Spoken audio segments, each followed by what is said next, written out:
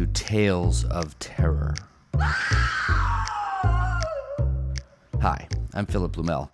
This show is actually titled No Uncertain Terms, the official podcast of the Term Limits movement, and this is the episode for the week of February 17th, 2020. But recently in the New Hampshire State House, there's been an attempt to spook legislators into abandoning their previous support for an Article 5 amendment writing convention. One after another, a parade of opponents spun fearful tales of conspiracy, chaos, and anarchy that would reign, apparently, if states were to send delegates to hash out a proposal for a constitutional amendment. Any constitutional amendment. Fortunately, our own Ken Quinn was on the scene with the facts. Before we get into that, let's find out how U.S. Term Limits Executive Director Nick Tomboulides fared in Washington, D.C. last week as he met with many of our nation's state governors. Hey, Nick. Hello. Happy President's Day. Oh, thank you. Now, I understand that last week you spent in Washington, D.C., but didn't visit the president, but you visited with a lot of our nation's governors. How did that go? Yes. What were you there for? I was there.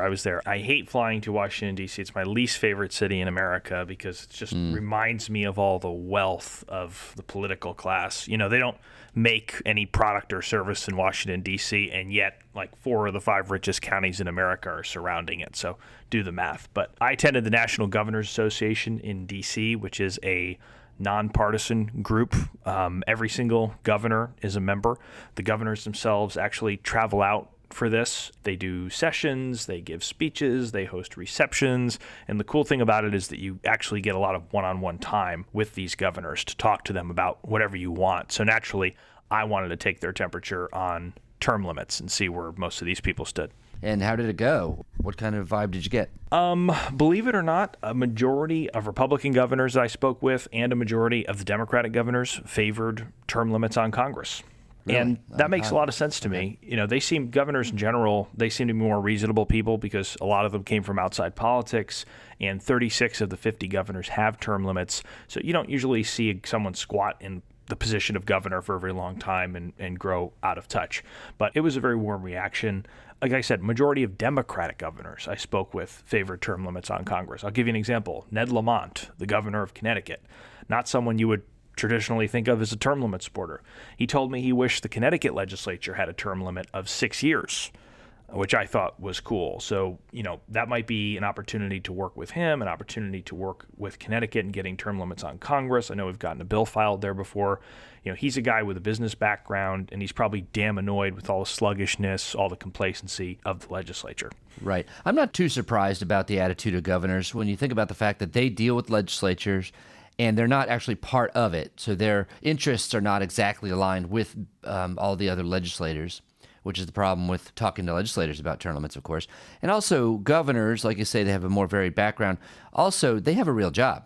And being a governor is an executive position where you actually have to run a major organization, whereas being a legislator is really not a difficult job. Your job is really to show up and to press a button. Yeah, and a lot of these governors actually get paid less than members of Congress. Members of Congress get $174,000 a year. I think most governors get substantially less than that. So not only are they doing more work, but they're getting less pay. And unlike congressmen, congresswomen, it's typically not the highest paying job they've ever had because most of them come from some kind of executive background. So right. They've been successful at something prior to politics. They tend to be more reasonable. And in terms of what we're trying to do with Article 5, obviously what we need is to get a state legislature to call for term limits on Congress. That would mean the state House and the state Senate signing off on it with the majority vote, or in the case of Nebraska, just the state Senate since they have a unicameral. But that doesn't mean the governor can't play a significant role in the process. Every governor has a bully pulpit. You know, they give a State of the State address every year where they lay out their priorities. And who's to say term limits can't be one of those priorities? So I was pleasantly surprised by the positive reaction we got there. Excellent. In what way could we recruit governors, or I guess I want to say, what do you ask of them if they turn out to be in favor of term limits? What would we like them to do to help out our effort to term limit Congress? I tend to ask them to go get their boots shined and then personally help me kick politicians out of office. Very good. No, I think it's like a spokesperson role, a leadership role, someone who can be on TV and the papers communicating on behalf of the term limits movement. A great example I'll give you is Ron DeSantis, the governor of Florida. He's not somebody I needed to ask about this because I already know where he stands. He is very vocal in his support for term limits. He's helping us get school board term limits through the Florida legislature. He's helping get other states on board to term limit Congress. So we need more Ron DeSantises out there. We need to build the bench of governors who will help us get this done. All right. And of course, it would always be helpful in any state where we're trying to get a term limits convention bill through the legislature to have the governor on our side, even though generally the governor does not have to sign off on a resolution for an Article 5 convention. Yeah, not only do they not have to sign off, but if they tried to veto it, it would not stop the resolution from going forward. So That's right. In a technical sense, they don't have a role in the process, but we all know that when a governor makes a statement, that carries a lot of clout in a state and beyond. Hi, this is Scott Tillman, the National Field Director with U.S. Term Limits. We ask candidates for the state legislature to sign a pledge to help us get congressional term limits. The pledge reads, I pledge that as a member of the state legislature, I will co-sponsor, vote for, and defend the resolution applying for an Article 5 convention for the sole purpose of enacting term limits on Congress. There are many legislative elections coming in 2020. In the last 2 weeks, 49 new candidates for state legislature have signed the pledge. We also ask federal candidates to pledge support. In the last 2 weeks, 12 new congressional candidates signed the pledge. The pledge reads, I will co-sponsor and support the U.S. term limits amendment of 3 House terms and 2 Senate terms and no longer limit. Candidates are getting real traction with the U.S. term limits pledge and with the U.S. term limits issue. If you have access to candidates, please ask them to sign our pledge. Pledges are available at termlimits.com.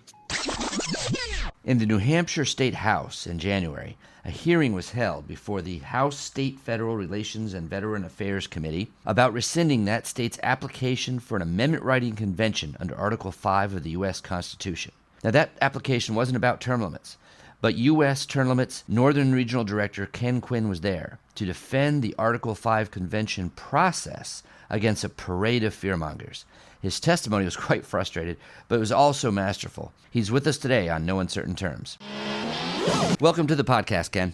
Hey, Phil. How you doing? So before we get started, let me set the table for the discussion.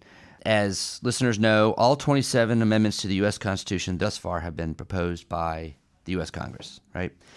But the founders also included the power for states by convention to propose amendments to the Constitution that the U.S. Congress wouldn't touch. They realized that it was possible that Congress itself might be the problem and that the convention route was provided as yet another constitutional check and balance. Now, in New Hampshire, because of this call for a Article 5 convention, critics put forth this resolution, and there were hearings held on the other day about why the calls for a convention should be rescinded.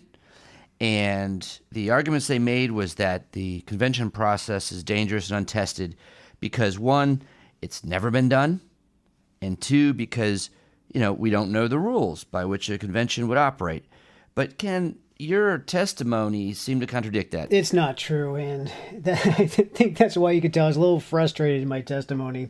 I did hear that, yes. So what specifically, when they say it's never been done, what do you say to that? I'd like to address that because typically in my testimony, I like to go over the history of these conventions, and we have a long, rich history of conventions of states, and it's fascinating history. Prior to our independence, the colonies would meet in convention to deal with issues, and then after our independence, and even after the Constitution was ratified, we still had conventions of states. It's the means of addressing critical issues, and that foundation to our system of government is still active and vibrant today. And so I like to do a little history lesson when I testify, because not only have we had conventions, but we have one every single year. And I don't know if you want to get into that, but I'd like to share how we have a convention every single year. All 50 states participate in it, and it operates exactly like an Article 5 convention. And that was one of the things that caught my attention. So let's talk about this convention, because I think most legislators don't know about it. Most of our listeners probably don't know about it. So there is a convention of the states every year. What's it called? It was originally called the National Conference of Commissioners on Uniform State Laws. Today it's known as the Uniform Law Commission. Okay, and if you ever heard of the Uniform Commercial Code, if you're familiar with that, it came from this convention. And this is held every year. Yeah, it's held every year. It started in 1892, and what was happening back, after the Constitution was ratified, and the states had different laws, and so it started to get really messy for the people of our country because you go from one state to another. They had totally different laws, and what happened was the federal government started to kind of encroach upon the states and their authority, and so they kind of got tired of this, and I believe the first meeting was in Saratoga, New York. I think 5 states sent delegates, and the whole purpose of starting this conference or convention amongst the states was to prevent the federal government from intervening in the issues that are delegated to the states. And so it was basically enforcing the 10th Amendment is what it was doing. And they met every single year since then. The only year they did not meet was in 1945. And so we have a vibrant history of how a convention of states works. So it'll be meeting in 2020. Where? In Madison, Wisconsin. And I attended the one in 2016 in Vermont, and it was fascinating. The delegates are all seated together with the flag of their state. The whole entire process from the call to the final vote of what they call Model Act is virtually identical to an Article 5 convention. Okay. Let me see this in a little detail. So we have all 50 states are participating in this. That's fantastic participation. I guess they wouldn't have to if they didn't choose to. Now, each state sends delegates, and you said they're seated together, so that'd be very much like any other convention of states. I guess they have an agenda that they agree on, and they make proposals. Now, what happens to these proposals? Because a convention of states itself cannot alter or abolish any law. Yeah, great question. So once they vote, it's one state, one vote at the conference. And they will typically pass maybe 5 or 6 of these, what they call model acts or uniform acts. And what happens after they pass it, the commissioners or the delegates, they then bring that model act back to their state and bring it to the state legislature to be adopted as a bill to try to get the legislature to pass it. And if it gets passed, they call it enacted. Once it's enacted, it only applies to that state. So it doesn't apply to other states, only to that state. So that mirrors the ratification process of an amendment. Yeah, very similar. Okay, that's very interesting. And you mentioned also in your testimony in New Hampshire, and I found this fascinating, that there was also a convention of states that actually related to Article 5 in Arizona, and I think you said 2017. What was that about? Yeah, that was an official convention of states called by the Arizona legislature. They met in Phoenix, and the purpose of that convention was to draft the rules for the Article 5 convention for the Balanced Budget Amendment. They're up to 28 states now, so if they got to a convention, the purpose of this convention was to have the rules already established for that specific convention. How many states participated in the Arizona Convention of States? 21, 25 states, I believe. I don't have the exact Okay, number. wow, that's good participation. All right, and that followed, I guess, the exact same structure as, I guess, any other convention of states, including an Amendment 5 convention, which is that some state calls it, states provide delegates, they adopt some rules, and then they come up with proposals that they send back for ratification or approval by the appropriate legislatures. So clearly, the amendment process is something that's not experimental. It's something that we've used all the time. Let's look at the rules for a second, because you said that the Convention of States in Arizona in 2017 was being held to adopt rules for a potential actual Article 5 amendment writing convention. That directly addresses some of the fears that people have about Article 5 conventions. But I noticed to have a convention, that Convention of States in Arizona must have rules. And also the Uniform Law Commission that's held every year has rules. Where do these rules come from? Yeah, and that's what's the most troubling and disturbing thing about this opposition is that we use rules like this every single year. It's foundational to how these conventions operate. This is nothing new. In fact, the rules that the Uniform Law Commission operates under are very similar to the rules that other conventions of states have used way back when. And so what's fascinating, especially New Hampshire of all states should be actually leading this charge because, each state has its own constitution. New Hampshire, in their history, they have had 17 conventions. 2 of those conventions were called to draft or adopt a new constitution. 15 were called to propose amendments to their state constitution. And their last one was 1984. So out of all the states, New Hampshire knows how to operate a convention. And what's really fascinating was in their constitution, there's no rules for such a convention. So obviously, if they don't have the rules in their constitution, but they've been able to do it 17 times. Right. Well, I think it's pretty clear that there are traditions that basically you go into a convention and you basically know roughly what the rules are going to be. And it's a matter of codifying them is one of the first things you do when you establish a convention of any kind. I know that I've been to all kinds of conventions, and one of the first things you do is you adopt rules. And for most groups, it's simply a matter of saying, okay, we're going to operate according to common Mason's rules. Mason's rules. Or whatever. Yeah. But the point is that there's a history of rules for conventions, and it's not really a controversial thing. Once you adopt them, the convention is operated according to those rules, and because there's been so many conventions over history, you go into these conventions knowing basically what the rules are going to be. You nail it down first thing and you move on. It's a funny thing to create fear and loathing about, because what I'm hearing from you right now is that not only is the convention process not new or experimental, but it's used all the time. It has been for the whole history of the United States. And secondly, that we have traditional rules for these conventions, plus there's actually rules that have been hammered out or being hammered out by the states right now specifically for an Article 5 convention. So when I hear all this, and I'm sure people listening to this podcast are thinking this is pretty weedy stuff, and they're probably not getting scared. They're getting bored. Yes. So, right? I mean, this is like really boring stuff. So where did all the fear come from these people speaking in front of this committee in New Hampshire? What are they afraid of? Well, you've got groups out there that want to maintain the status quo, protect the establishment, and they use this fear and they try to make it sound like this has never happened before. Now technically there's never been an Article 5 convention. That's correct. We've never had an Article 5 convention called. And so they use that, I hate to say it, but they use the ignorance of people to make them very fearful of the process. When they would just take the time to do a little research and realize, oh my goodness, we're using this every single year. This is an important discussion because even though it's not directly term limits related, we are looking to convince states to call for an amendment writing convention under Article 5 of the U.S. Constitution limited to the subject of congressional term limits.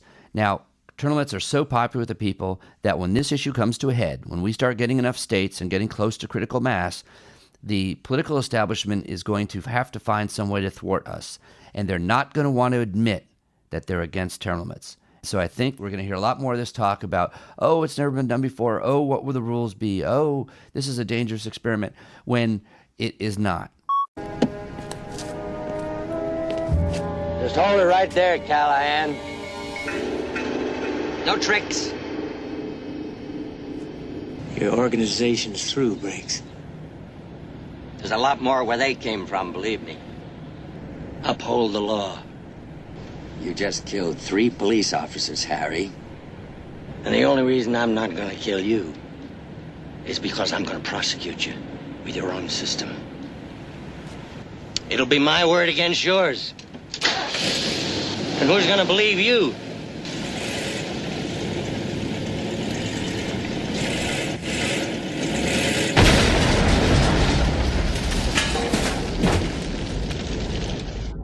Man's got to know his limitations. Did you meet any other notables in Washington while you were there? I did, actually. I happened to meet the Honorable Speaker of the U.S. House of Representatives. Oh, okay. Nancy Pelosi. I met Nancy Pelosi, and it was like Luke Skywalker meeting Darth Vader. All right. Thankfully, she did not say she was my mother because that would have been terrifying. But so I got some advance word she was going to be there, and the gears in my head started turning because I really knew I had to do something. You know, people who know me know I'm a little bit of a provocateur. If you weren't already aware of that, you know, I was the kid who would let the pet snake loose in the classroom and stand in the corner laughing my ass off. So combining my lack of maturity with a Nancy Pelosi appearance, and this is what you get. My original plan was to give her a copy of the term limits pledge. But not just any term limits pledge, a laminated version, so that when I handed it to her, she could not rip it in half. Right. Like she did with Trump's speech. So I had the pledge laminated, but I didn't. They were moving her so fast through security, there was no time, so I wasn't able to give it to her. But my plan B was to sneak my term limit sign into a picture with her and me, and that we were able to do. Yeah, I saw it. It's great. Which was really cool. So that picture is online. That picture is on Term Limits Facebook, termlimits.com, Term Limits Twitter. It's gotten like tens of thousands of shares from people. And what you didn't see was behind the guy taking the photo were like 100 people watching this, all these like political elitists in Washington, no less. And they see me whip out the term limit sign and they start cracking up as this is happening. And Nancy Pelosi looks at me and asks me why they're laughing. Yeah. And I'm like, I have no idea.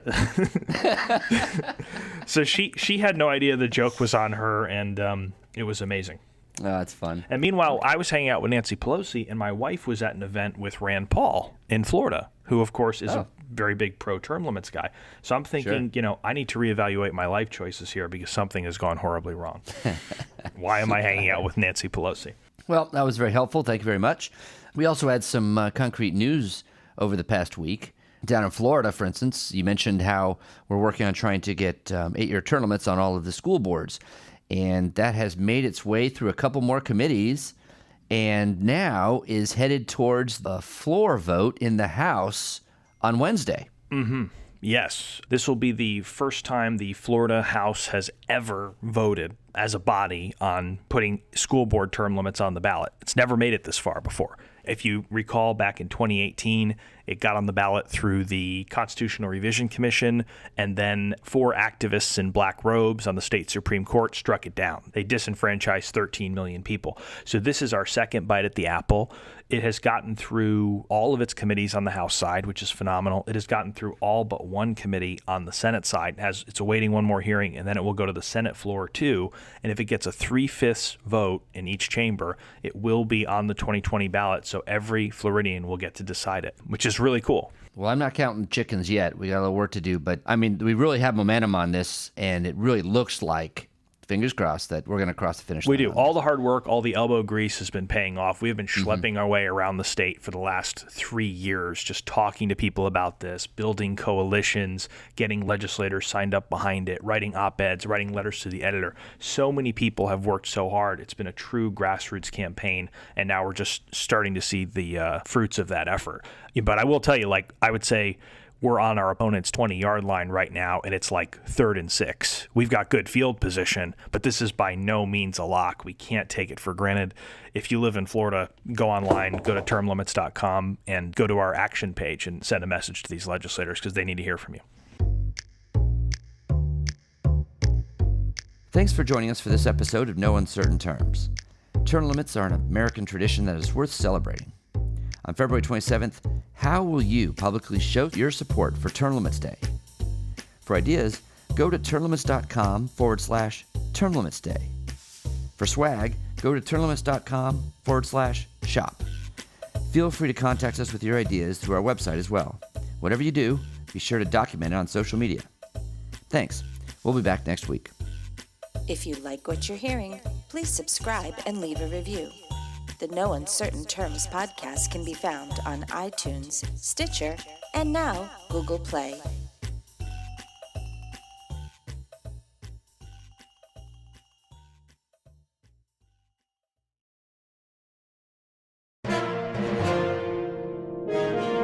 USTL.